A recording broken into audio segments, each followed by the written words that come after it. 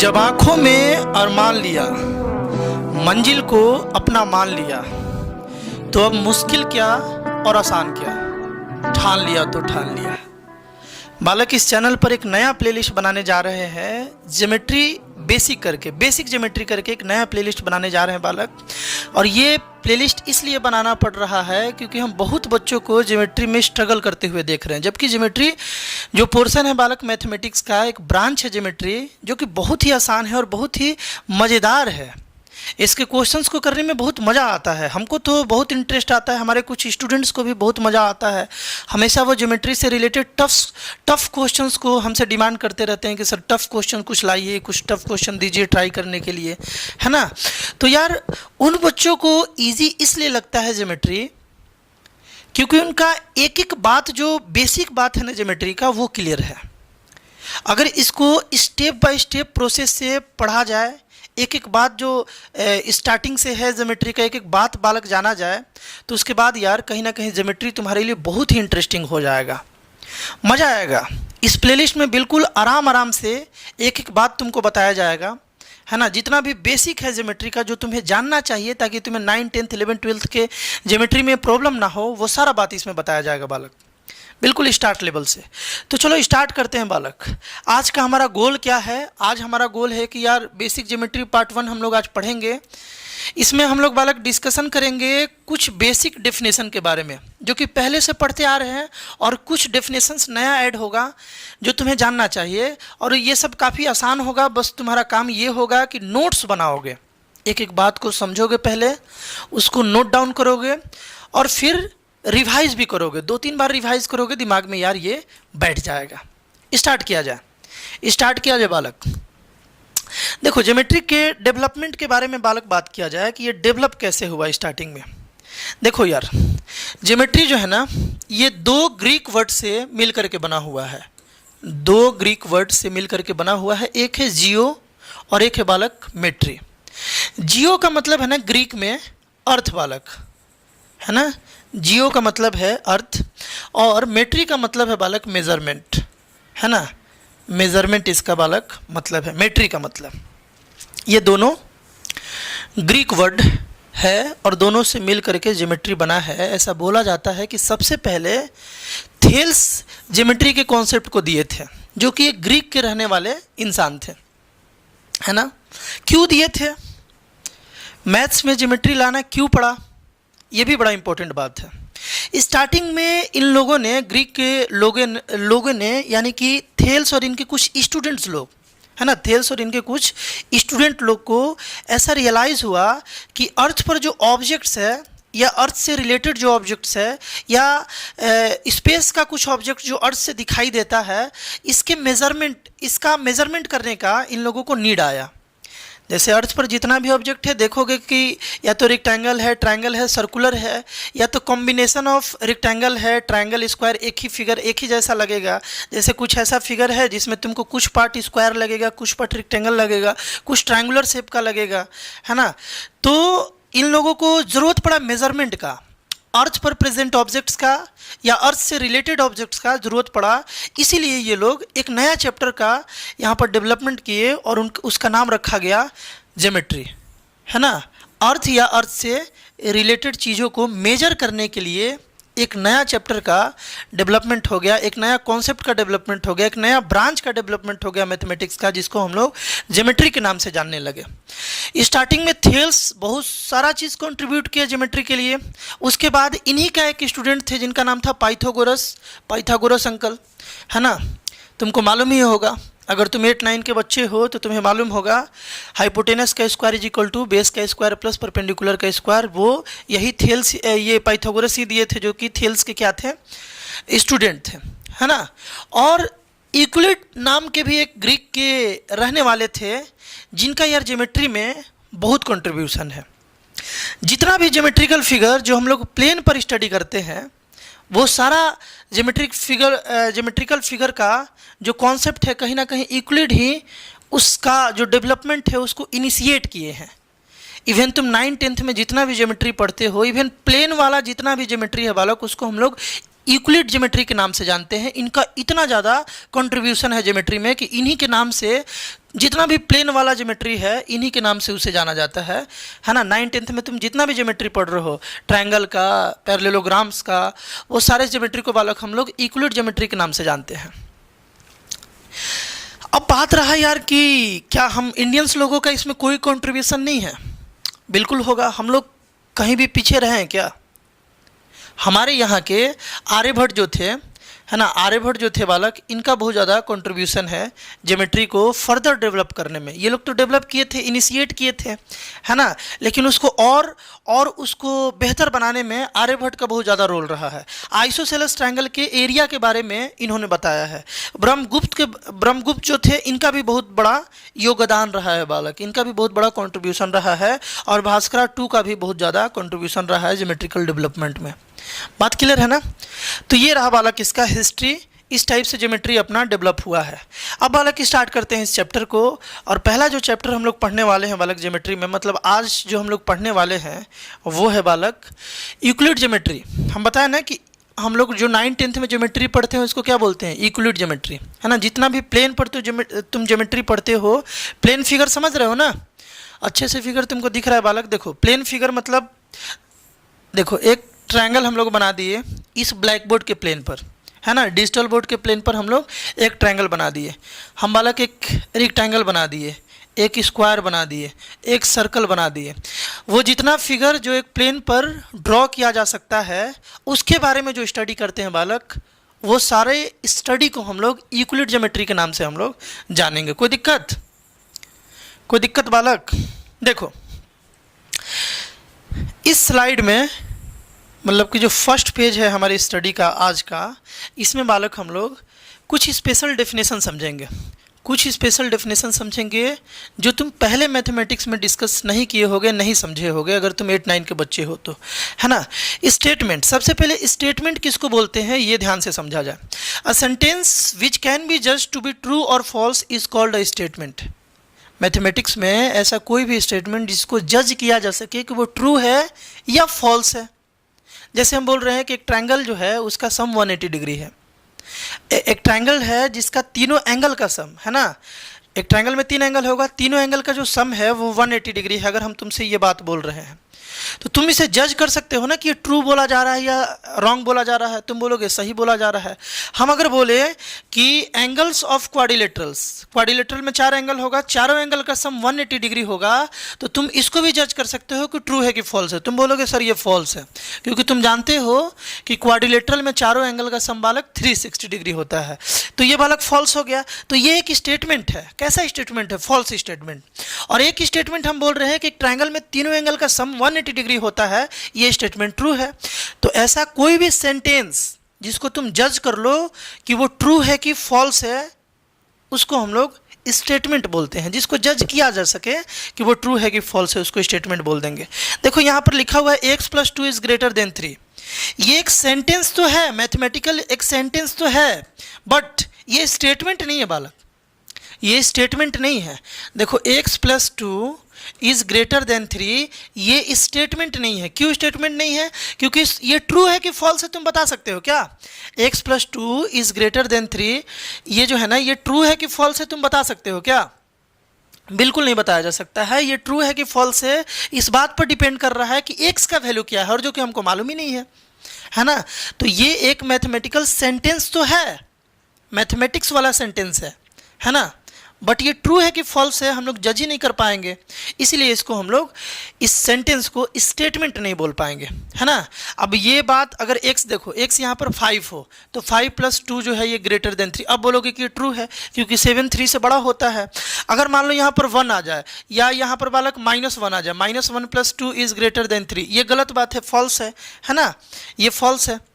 तो बालक यहाँ पर x का वैल्यू मालूम पड़े तब तो, x का वैल्यू तो मालूम ही नहीं है ना। तो ये जो स्टेटमेंट है, ये जो सेंटेंस है सॉरी, उसको हम लोग स्टेटमेंट नहीं बोल सकते हैं, क्योंकि इसको जज नहीं किया जा सकता है कि ट्रू है कि फॉल्स है।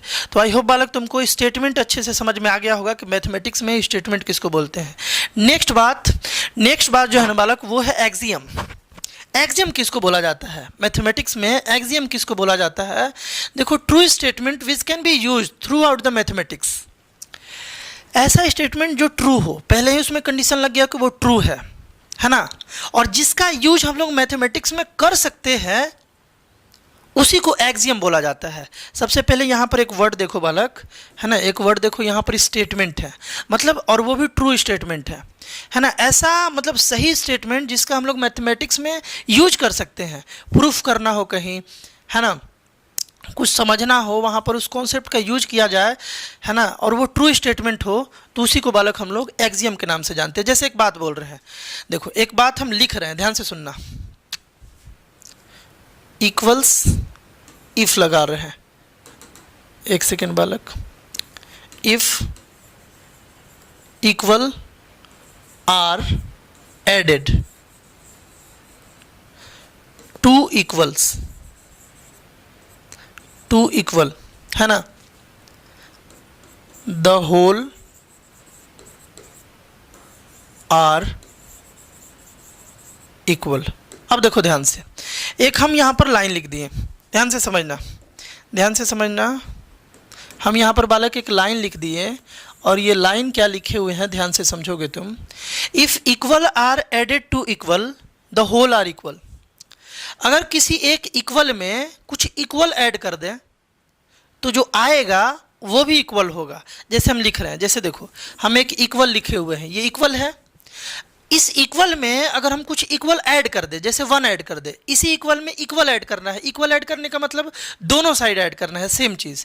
तो यहाँ पर हम देखो 2 था, इसमें 1 ऐड कर दिए, और यहाँ पर बालक 2 था, इसमें भी हम 1 ऐड कर दिए, है ना। अभी इसको इक्वल टू ना लिखा जाए, इसको बालक अभी इक्वल टू ना लिखा जाए, रुक जाओ, देखो यहाँ पर 2 था, पहले से इक्वल था, देखो पहले से बालक यहाँ पर ऐसे इक्वल था, इस इक्वल में हम इक्वल ऐड कर दिए, इक्वल क्या ऐड कर दिए, 1 ऐड कर दिए। अब क्या आया बालक, ये 3 आया, यहाँ भी 3 आया, अभी भी तो इक्वल है, अभी भी तो इक्वल है। मतलब कि किसी इक्वल में अगर तुम इक्वल ही ऐड कर दोगे दोनों साइड, तो जो वैल्यू आएगा वो भी इक्वल आ जाएगा। देखो ये भी इक्वल है, 3 = 3 होता है बालक, 3 = 3 होता है ना। तो ये एक जो स्टेटमेंट है, if equal are added to equal the whole are equal, ये एक ट्रू स्टेटमेंट है, हमेशा सही है। इसी तरीके से अगर बोले if equal is subtracted from equal the whole are equal, अगर किसी दो इक्वल में से इक्वल ही घटा लिया जाए तो जो आएगा वो भी इक्वल होगा, है ना, वो भी इक्वल होगा। तो इस टाइप का जो भी स्टेटमेंट है बालक, उसको हम लोग एक्सियम बोलते हैं। यहाँ पर और अच्छा रहता थोड़ा सा, और इस डेफिनेशन को अगर चेंज किया जाए, true statement which can B use through out the mathematics without any proof, without any proof. यहाँ पर बालक तुम ऐड कर लेना, यहाँ पर तुम ऐड कर लेना without any proof, without any proof, मतलब उसको प्रूफ का जरूरत ना हो, ऐसा स्टेटमेंट जिसको हम लोग मैथ में यूज कर सके मैथमेटिक्स में, और उसको प्रूफ का जरूरत ना हो, वो सही है, उसको मान लिया गया है कि वो सही है। अब इसको मानना क्या है, ये तो तुम फील भी कर सकते हो कि सही है ना। तो ऐसा स्टेटमेंट जिसको प्रूफ का जरूरत ही नहीं है, उसको हम लोग मैथमेटिक्स में, अपने मैथमेटिक्स में किसी चीज़ों को प्रूफ करने के लिए, किसी चीज़ों को समझने के लिए, उस कॉन्सेप्ट का बेझिझक हम लोग यूज कर लें, उस लाइन को बेझिझक हम लोग यूज कर ले, है ना, बिना कुछ लिखे, बिना कुछ प्रूफ के, उसी को बालक हम लोग एक्सियम बोलते हैं, जो एकदम सत्य है ना। और अगर एक्सियम मतलब ऐसा स्टेटमेंट जो बिल्कुल ट्रू है, जिसका हम लोग मैथमेटिक्स में यूज कर सके, और वो स्टेटमेंट अगर ज्योमेट्री का हो, तो उसके लिए एक स्पेशल नेम दिया गया है, डेट इज पोस्टुलेट्स।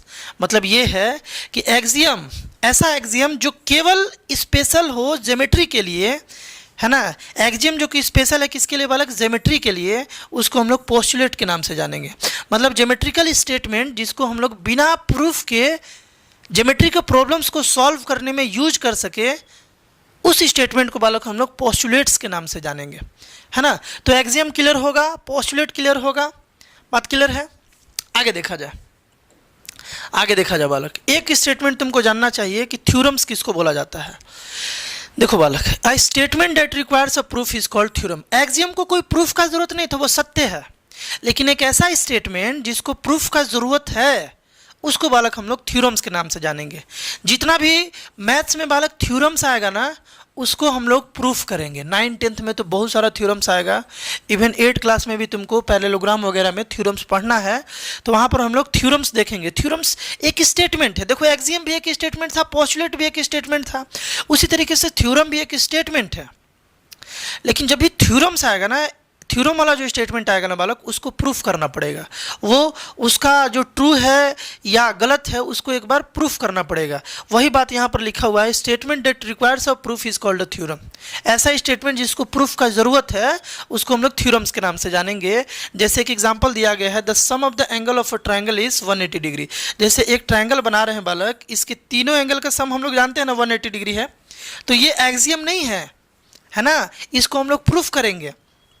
इसको हम लोग आगे के वीडियो में बालक प्रूफ करेंगे कि ये तीनों एंगल 180 डिग्री कैसे होता है। तो ये जो तुम स्टेटमेंट देख रहे हो ना, इसको एक्सियम नहीं बोलोगे, ना ही तुम इसको पोस्टुलेट बोलोगे, ये थ्योरम है ना, ये थ्योरम्स है। जैसे बोला जाए the sum of all the 4 angles of a quadrilateral is 360 degree, this is not a axiom or postulate, this is a theorem. ये जो स्टेटमेंट अभी हम बोले कि sum of all the angles of a quadrilateral is 360 degree, वो वाला कि क्या है, थ्योरम्स है। कोई दिक्कत? तो थ्योरम जब भी आएगा ना, थ्योरम वाला स्टेटमेंट जब भी आएगा तो उसको प्रूफ का जरूरत होगा, और बहुत सारा आएगा 9th-10th में, मज़ेदार थ्योरम्स, मज़ा आ जाएगा उसको प्रूफ करके, है ना। चलो जी नेक्स्ट पढ़ा जाए बालक। अब देखो कुछ बेसिक टर्म्स जो है ज्योमेट्री से रिलेटेड, जो तुम पहले से भी जानते आ रहे हो, थोड़ा सा स्पीड में इसको रिवाइज कर लेंगे।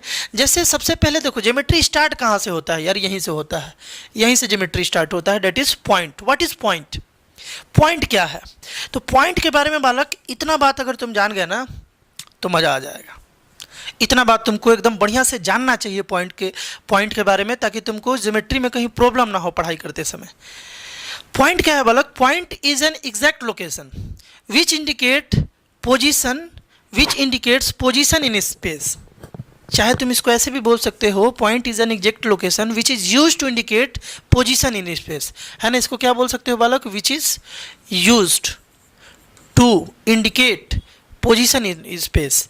मतलब कि पॉइंट एक लोकेशन है, एक डॉट है, जिसका यूज करते हैं किसी भी चीज़ के लोकेशन को दिखाने के लिए, है ना, लोकेशन को शो करने के लिए। तुम सिंपल बात समझो कि पॉइंट एक बालक डॉट है, एक प्लेन पर बनाया हुआ डॉट है। पॉइंट के बारे में और क्या बात है कि बालक इसको हमेशा हम लोग ना कैपिटल लेटर से ही डिनोट करेंगे। पॉइंट को अगर डिनोट करना होगा कहीं पर तो उसको हमेशा हम लोग एक कैपिटल लेटर से डिनोट करेंगे। तुम फील भी क्यों होगे, जैसे एक ट्रायंगल है, तुम इस ट्रायंगल के वर्टेक्स एक पॉइंट है ना, ट्रायंगल का जो वर्टेक्स है बालक वो पॉइंट है। तो ये जो वर्टेक्स है बालक, कभी इसको ऐसे लिखते हुए देखे हो क्या?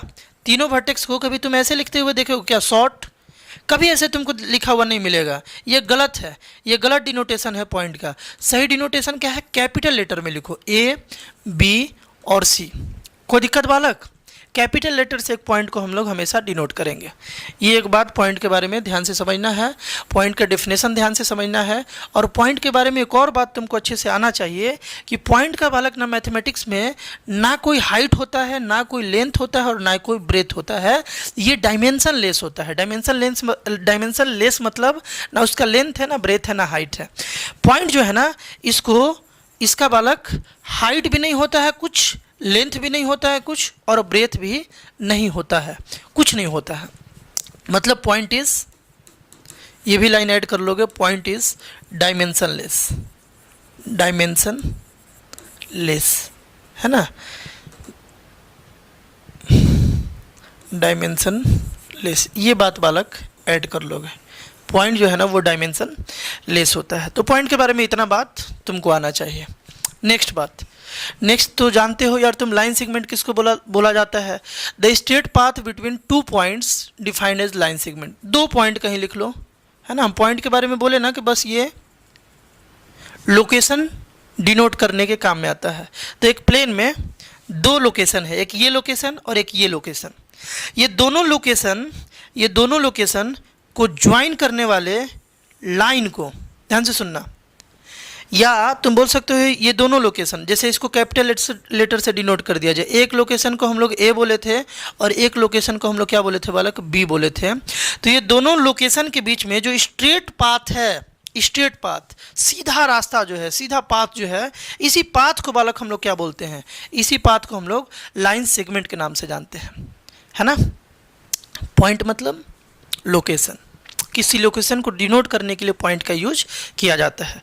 Point is a fine dot, एक छोटा सा डॉट है जिसका यूज हम लोग समझ गए ना बढ़िया से, जिसका यूज हम लोग क्या करते हैं किसी लोकेशन को डिनोट करने के लिए। तो लेट किया जाए बालक, फिर से देखोगे इसको पूरा, एक एक बात बालक क्लियर होना चाहिए।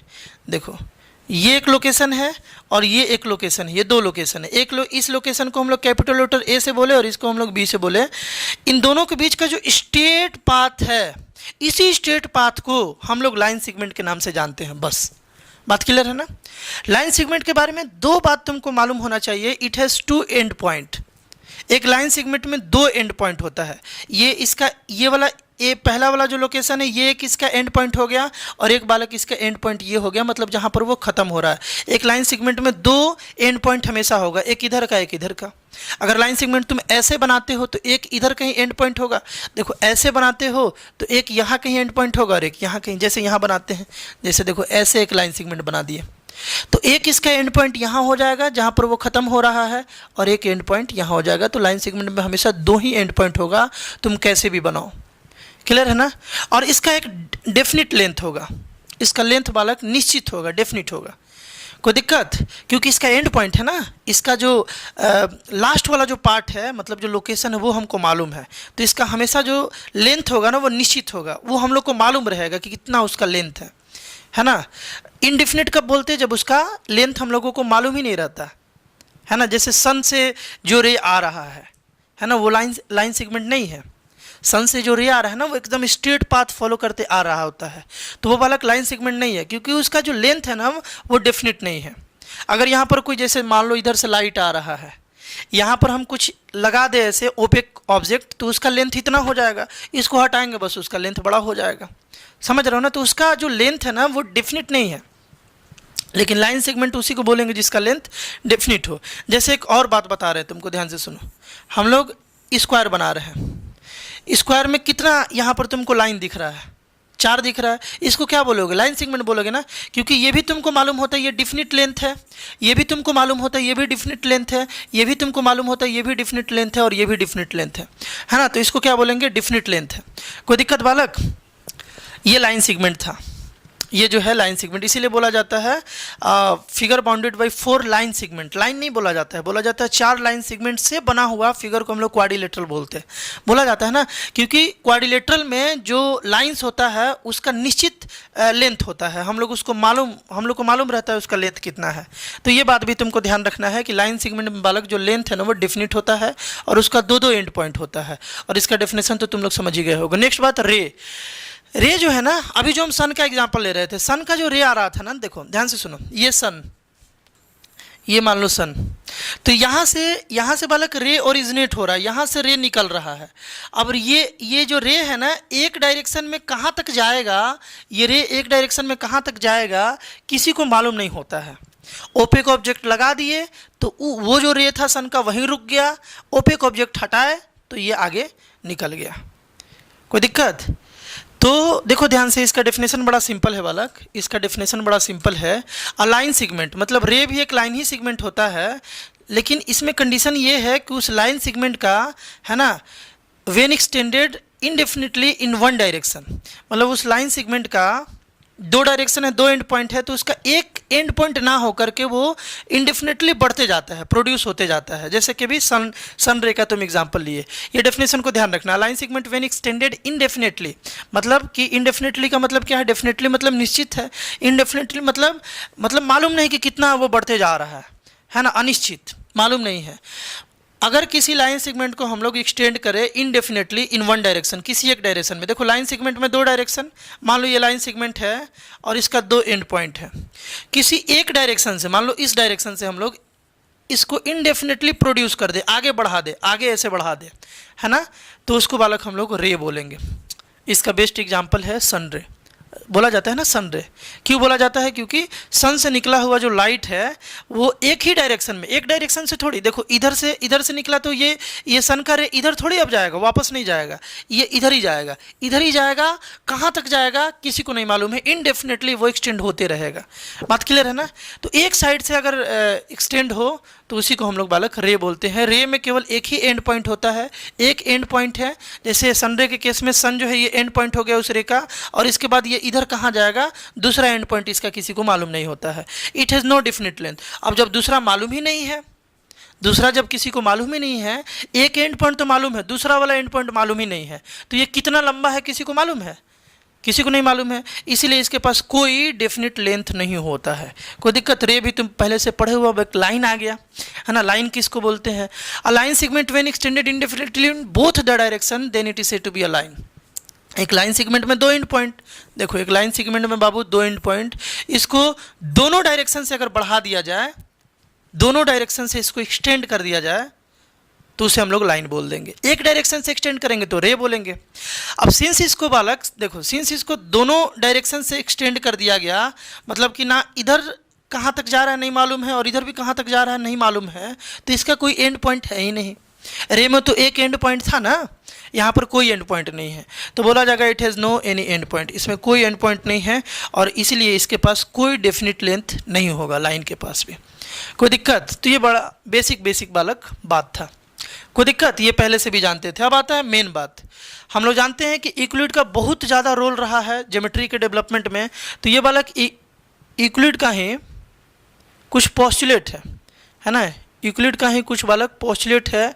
वो 5 पोस्टुलेट दिए थे। पोस्टुलेट का मतलब क्या है बालक? ऐसा स्टेटमेंट जो कि ट्रू है, उसको हम लोग डायरेक्टली बिना प्रूफ के मैथमेटिक्स में यूज कर सकते हैं, जिसको सत्य माना गया है ना। इसको हम लोग यूज कर सकते हैं किसी भी क्वेश्चंस में बिना किसी झिझक के, है ना। तो ये यूक्लिड का था। ये क्या बोले थे? यूक्लिड जो है बालक ग्रीक के थे, मस्त आदमी थे बालक। ये 5 पोस्टुलेट दे करके गए थे हम लोगों को, जो हम लोगों को ज्योमेट्री में काफ़ी मदद करता है और ज्योमेट्री को बालक आसान बनाता है। पहला लाइन क्या था कि straight line may be drawn from any one point two any other point. पहला इनका बात था कि बालक 2 पॉइंट कहीं भी हो, जैसे मान लो एक पॉइंट यहाँ है और एक पॉइंट यहाँ है, तो ये दोनों पॉइंट के बीच में हमेशा हम लोग एक स्ट्रेट लाइन ड्रॉ कर सकते हैं, हमेशा ड्रॉ कर सकते हैं। इसके लिए कोई प्रूफ का ज़रूरत नहीं है। कौन बोला? यूक्लिड बोले, है ना। चाहे मान लो एक यहाँ पॉइंट है एक यहाँ पॉइंट है, तो ये दोनों पॉइंट के बीच में हमेशा हम लोग जब चाहे तब एक लाइन ड्रॉ कर सकते हैं, हमेशा। इसके लिए किसी से ऑर्डर लेने का ज़रूरत नहीं है ना, किसी से परमिशन लेने का ज़रूरत नहीं। हम लोग कर सकते हैं मैथमेटिक्स में, हमेशा 2 पॉइंट को हम लोग ज्वाइन करा सकते हैं अपने सुविधा अनुसार, अपने क्वेश्चंस के अनुसार। दूसरा बात इसमें क्या था? दूसरा इनका स्टेटमेंट ये था बालक कि terminated line can be produced indefinitely. मतलब एक टूटा हुआ लाइन, है ना। टूटा हुआ लाइन कहने का मतलब ये है, ध्यान से समझना इसको। टर्मिनेटेड मतलब टूटा हुआ लाइन कहने का मतलब इनका ये था कि एक ऐसा लाइन जिसका एंड पॉइंट मालूम हो, जिसका एंड पॉइंट हम लोगों को मालूम हो। अब इसका मतलब क्या हुआ कि यहाँ पर वो यूक्लिड जो है ना टर्मिनेटेड लाइन सेगमेंट के लिए यूज किए थे। टर्मिनेटेड लाइन जो है बालक वो लाइन सेगमेंट के लिए यूज किए थे। तो उनका कहना ये था कि एक लाइन सेगमेंट को हम लोग प्रोड्यूस कर सकते हैं किसी भी डायरेक्शन से इनडेफिनेटली मतलब 2 डायरेक्शन एक लाइन सेगमेंट का, एक इधर और एक इधर, इन दोनों डायरेक्शन में इसको हम लोग आराम से प्रोड्यूस कर सकते हैं अपने क्वेश्चन के अनुसार। प्रोड्यूस करने का मतलब आगे बढ़ा देना, है ना, उसको आगे बढ़ा देना। किसको आगे बढ़ा देना बालक? लाइन को आगे बढ़ा देना। तो ये इनका सेकंड स्टेटमेंट था। थर्ड स्टेटमेंट क्या था उनका? पोस्टुलेट क्या था? Circle can be drawn with any centre and any radius. एक सर्कल को बालक तुम ड्रॉ कर सकते हो किसी भी सेंटर और किसी भी रेडियस से। कोई भी सेंटर मिल जाए और कोई भी रेडियस मिल जाए, बड़ा रेडियस छोटा रेडियस, तुम एक सर्कल को बालक ड्रॉ कर सकते हो। जैसे देखो, एक ये छोटा सर्कल, इसका सेंटर मान लो यहाँ है, बीच में है और इसका रेडियस छोटा है। देखो ये बड़ा सर्कल, ये और बड़ा सर्कल, है ना, ये और बड़ा सर्कल बालक, इस तरीके से। तो इसका मतलब क्या हुआ कि यूक्लिड का जो थर्ड जो स्टेटमेंट था, थर्ड जो वो अपना पोस्टुलेट जो दिए थे, उसमें ये था कि एक सर्कल को हम लोग किसी भी सेंटर और किसी भी रेडियस से बालक ड्रॉ कर सकते हैं। चौथा इनका ये था कि all right angles are equal to one another. दुनिया में जितना भी राइट एंगल है वो सारा इक्वल है। तो भाई सही बात है, इसको क्या प्रूफ का ज़रूरत है? कोई भी राइट एंगल, जैसे हम ये बना दे या हम ये बना दे या हम छोटा बना दे और छोटा बना दे, तो ये जो एंगल है बालक ये तो 90 डिग्री है। अब इसके आर्म से हम लोग को थोड़ी मतलब है, हमेशा तो ये इक्वल ही होगा ना।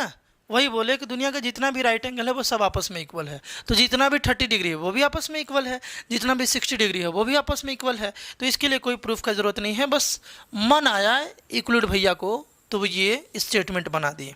कोई दिक्कत? अब देखो ये 5th नंबर वाला स्टेटमेंट काफ़ी इंपॉर्टेंट है और इससे रिलेटेड तुमको लाइंस एंड एंगल्स में कॉन्सेप्ट भी पढ़ना है। ध्यान से सुनना, एक बार हम पढ़ के सुना रहे हैं और उसके बाद हम तुमको समझा रहे हैं।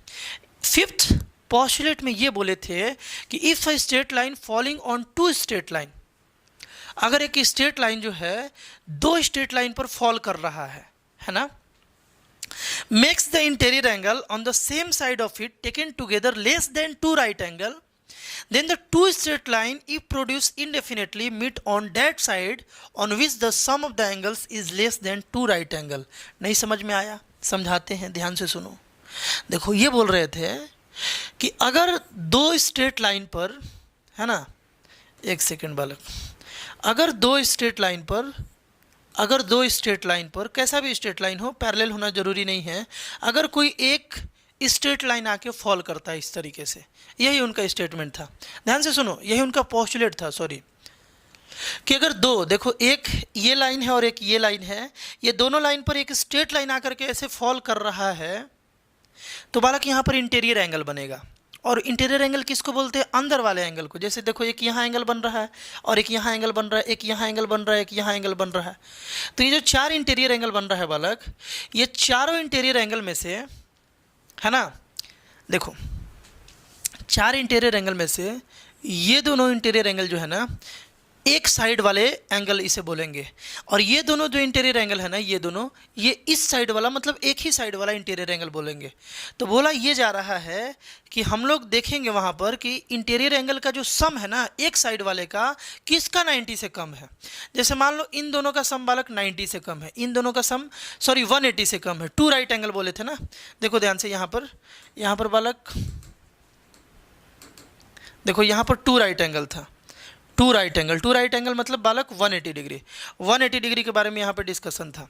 यानी कहने का मतलब ये है कि जब दो स्ट्रेट लाइन को एक स्ट्रेट लाइन बालक इस तरीके से कट करेगा, इस तरीके से फॉल होगा, तो वहाँ पर इंटीरियर एंगल बनेगा। एक ही साइड वाले इंटीरियर एंगल को अगर हम लोग ऐड कर दें, एक ही साइड वाले दोनों इंटीरियर एंगल को हम लोग क्या कर दें बालक, ऐड कर दें, अगर ये 180 से कम मिल जाता है, 180 से क्या मिल जाता है बालक, कम मिल जाता है, तो वैसे केस में वो जो दोनों लाइन था वो इंटरसेक्ट करेगा उसी साइड जिस साइड वाले इंटीरियर एंगल का सम जो है वो 180 से कम है। जैसे इस साइड वाले इंटीरियर एंगल का सम जो है 180 से अगर कम है, तो ये लाइन को आगे जब प्रोड्यूस किया जाएगा ना, तो इसी साइड कहीं ना कहीं ये लाइन जरूर बालक इंटरसेक्ट करेगा, यही वो बताए थे। और जिस साइड का 180 से बड़ा आ जाएगा ना बालक, 180 से बड़ा आ जाएगा, मतलब इन दोनों का सम अगर 180 से बड़ा है, तो इसको आगे बढ़ाओगे ना तो ये कहीं इंटरसेक्ट नहीं करेगा, एक दूसरे से दूर होते चला जाएगा। ये बात फील कर पा रहे हो क्या? और देखो इसको फील करो, जैसे मान लो ऐसे लाइन है, आपकी बार समझ में आ जाएगा तुमको। ये दो लाइन है, ये दो लाइन पर बालक अगर एक लाइन ऐसे फॉल करता है, तो यहाँ पर इंटीरियर एंगल बन रहा है।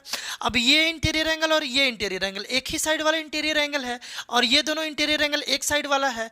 तो जिस साइड वाले इंटीरियर एंगल का सम 180 से कम होगा, उसी साइड आगे बढ़ाने पर वो लाइन इंटरसेक्ट करेगा, उसी साइड आगे बढ़ाने पर बालक वो लाइन क्या होगा, इंटरसेक्ट करेगा। इसको आगे प्रोड्यूस करो, इसको आगे प्रोड्यूस करो, कहीं ना कहीं जाकर के बालक ये इंटरसेक्ट कर ही जाएगा। ये था यूक्लिड का 5 पोस्टुलेट। और जिस साइड वाला सम 180 से ज़्यादा आ गया, 180 से ज़्यादा आ गया, उधर ये इंटरसेक्ट नहीं करेगा, एक दूसरे से दूर होते जाएगा। और तुम यार पैरेलल लाइन वाले में पढ़े होगे, तुम में से ज़्यादातर बच्चा, कि अगर दो लाइन है और यहाँ से ऐसे आ जाता है एक लाइन, तीसरा लाइन आकर के इसे कट कर देता है, तो यहाँ भी इंटीरियर एंगल बनेगा। अगर एक ही साइड वाले इंटीरियर एंगल का सम 180 से ना ज़्यादा ना कम इक्वल हो जाए, तो ये दोनों लाइन बालक पैरेलल हो जाएगा। पैरेलल करने का मतलब ये है कि ये दोनों कहीं इंटरसेक्ट नहीं करेगा, ना इधर करेगा ना इधर करेगा, क्योंकि पैरेलल लाइन बालक नेवर इंटरसेक्ट। खैर इसके बारे में हम लोग डिस्कशन करेंगे, फिलहाल हम लोग यूक्लिड का 5 पोस्टुलेट 5th जो था ये समझे। तो बालक ये पांचों का पांचों जो है पोस्टुलेट तुमको क्लियर हो गया होगा, है ना। एक बार इसे रिवाइज कर लेना और इसको नोट्स पर जरूर लिख लेना। पोस्टुलेट था मतलब कि ये सत्य है, इसको प्रूफ का ज़रूरत नहीं है। कोई दिक्कत? चलो नेक्स्ट। अब इंपॉर्टेंट एक्सियम ऑनलाइन, कुछ लाइन पर इंपॉर्टेंट एक्सियम है। एक्सियम कहने का मतलब क्या है बालक, याद हो गया ना अभी तक? एक्सियम कहने का मतलब ऐसा स्टेटमेंट जिसको प्रूफ का जरूरत नहीं हो, वो सही है, उसको मैथ में यूज किया जा सकता है। पहला लाइन पर क्या है, a line contains infinitely many points. एक लाइन जो है ना बालक, कोई भी एक लाइन है, जैसे एक लाइन यहाँ बनाते हैं, देखो बालक एक लाइन ऐसे है, तो इस लाइन में बालक बहुत सारा पॉइंट है, इन्फिनिटली मेनी पॉइंट्स, बहुत सारा इसमें बालक पॉइंट है। देखो यहाँ पर अगर तुमसे कोई पूछे कि कितना पॉइंट है इस लाइन पर, तो तुम बोलोगे कि हम नहीं बता सकते, भैया आप ही बता दो, क्योंकि इसमें बहुत सारा है, अनंत है है ना, अनकाउंटेबल। एक छोटा सा लाइन बना रहे हैं, पूछा जाए इसमें कितना पॉइंट है, तुम नहीं बता पाओगे, बोलोगे हम नहीं बता पाएंगे इसको। क्यों नहीं बता पाएंगे? क्योंकि एक कोई भी लाइन हो, बड़ा लाइन हो, छोटा लाइन हो, उसमें इन्फिनिटली मेनी पॉइंट्स होता है। ये एक्सियम है। क्या है बालक? एक्सियम है। इसको प्रूफ का ज़रूरत नहीं है। कोई दिक्कत? समझ गए ना? नेक्स्ट क्या है एक्सियम यहाँ पर बालक? नेक्स्ट है through a given point infinitely many line can be drawn. कोई भी एक पॉइंट है, देखो कोई भी एक पॉइंट है, ये भी एक एक्सियम है। मान लो कि यहाँ पर एक पॉइंट है, इस पॉइंट से कोई पूछे कि तुम कितना लाइन ड्रॉ कर सकते हो, बोलो बहुत कर सकते हैं।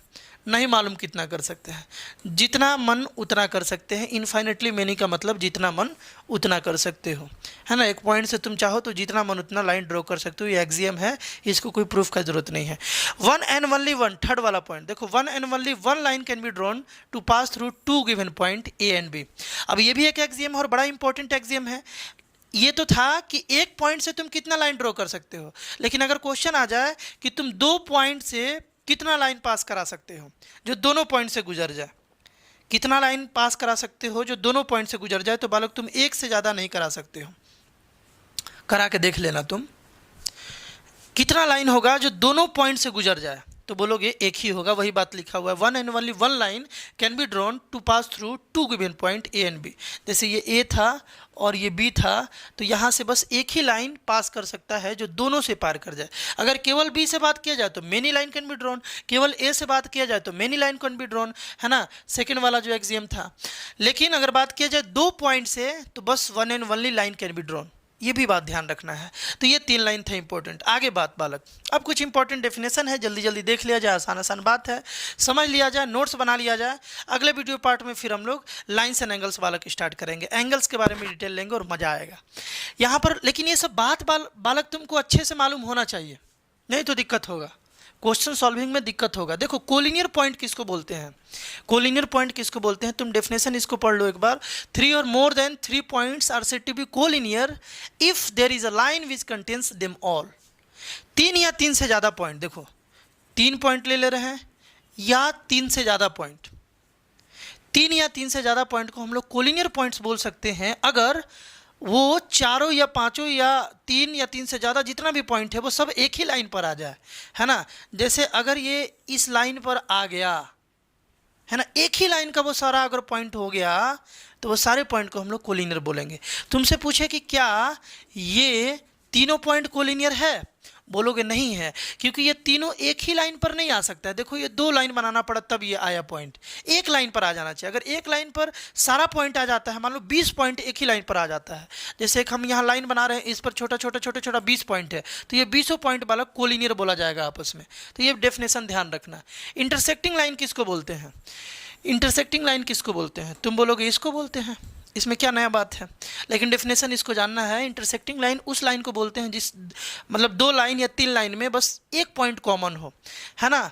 To lines having a common point are called intersecting line. दो लाइन जिसमें एक पॉइंट कॉमन हो, जैसे देखो ये एक लाइन है, ये एक लाइन है, इसमें ये वाला एक पॉइंट वाला कॉमन है, ये जो पॉइंट है मान लो इसको हम पी बोल रहे हैं, तो ये पी पॉइंट इस लाइन पर भी है, देखो ध्यान से, और इस लाइन पर भी है, तो ये दोनों लाइन को बालक हम लोग इंटरसेक्टिंग बोलेंगे। देखो these two lines are not intersecting, why, because there is no any common point in these two line. ये दोनों लाइन में कोई कॉमन पॉइंट बालक नहीं है, यहाँ पर एक कॉमन पॉइंट था, that's why these two lines are intersecting line. कोई दिक्कत।